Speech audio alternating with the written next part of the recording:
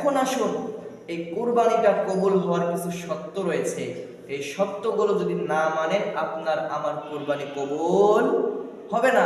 1 নম্বর শর্ত হলো, যদি কোনো মানুষ নিয়াত ঠিক না করে, কি না করে, যদি কোনো মানুষের নিয়াত ঠিক না থাকে, যদি কোনো মানুষের নিয়তের মধ্যে 2 নম্বরই থাকে, যদি কোনো মানুষের নিয়তের মধ্যে গড়মিল থাকে, তাহলে ওই ব্যক্তির কুরবানি আল্লাহর কাছে গ্রহণযোগ্য হবে না।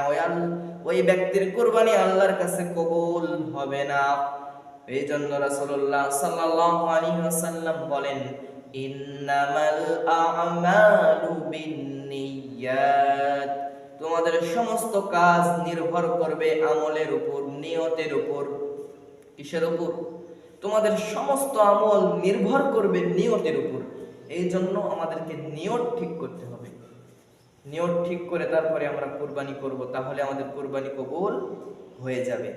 2 নম্বর শর্ত, ইখলাসের সাথে কুরবানি দিতে হবে। কিসের সাথে? ইখলাসের সাথে কুরবানি দিতে হবে। ইখলাস মানে কি? ইখলাস মানে হচ্ছে একনিষ্ঠতা, যে আমি একমাত্র, কেবলমাত্র, শুধুমাত্র আল্লাহ পাক রব্বুল আলামিনের জন্যই কুরবানি দিচ্ছি, আর অন্য কোনো মানুষের জন্য কুরবানি দিচ্ছি না, একমাত্র আল্লাহর জন্যই কুরবানি দিচ্ছি। এই জন্য আল্লাহ রাব্বুল আলামিন বলেন, ইন্না সলাতি ওয়া নুসুকি ওয়া মাহইয়ায়া ওয়া মামাতি লিল্লাহি রাব্বিল আলামিন। ইন্না সলাতি ওয়া নুসুকি ওয়া মামাতি লিল্লাহি রাব্বিল আলামিন।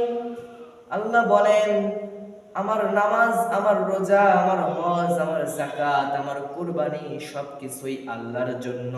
কার জন্য? সবকিছুই আল্লাহর জন্য। সবকিছু আল্লাহর জন্য হওয়াই দরকার।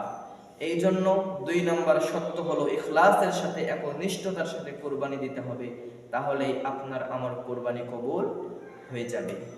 তাহলে আমরা এভাবে একনিষ্ঠতার সঙ্গে যদি কুরবানি দিতে পারি, তাহলে আল্লাহ সুবহানাহু ওয়া তাআলা আমাদের কুরবানি কবুল করে নেবে।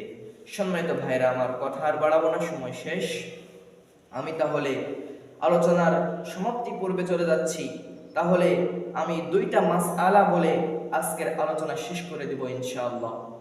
মাসআলা নাম্বার 1, যদি কোনো মানুষ 60টি ভাগ, অর্থাৎ 7 জনে একটা গরু কুরবানি দেওয়ার জন্য ক্রয় করেছেন, অর্থাৎ ক্রয় করেছেন, কিন্তু 7 জনের মধ্যে থেকে একজনের নিয়তের মধ্যে একটু ত্রুটি আছে, একজনের নিয়তের মধ্যে একটু ভুল আছে, তাহলে কিন্তু বাবা 7 জনের মধ্যে একজনের নিয়তের ত্রুটি থাকার জন্য 7 জনের কুরবানি কিন্তু বাতিল হয়ে যাবে।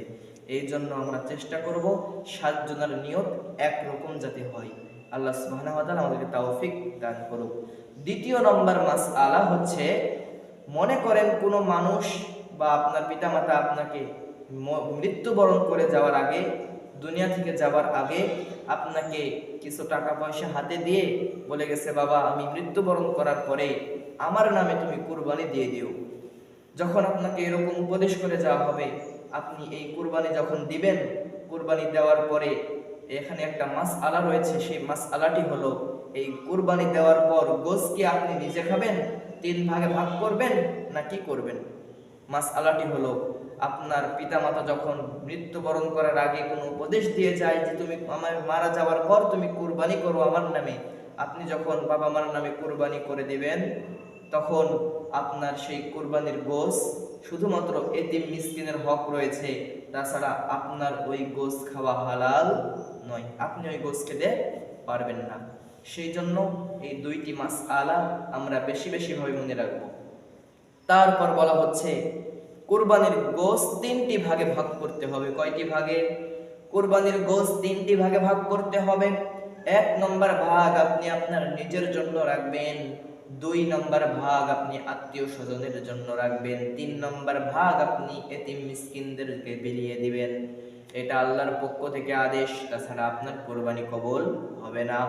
এই জন্য আল্লাহ সুবহানাহু ওয়া তাআলা আমাদের সকলকে মেনে চলার তৌফিক দান করুক। সকলে বলি আল্লাহুম্মা আমিন।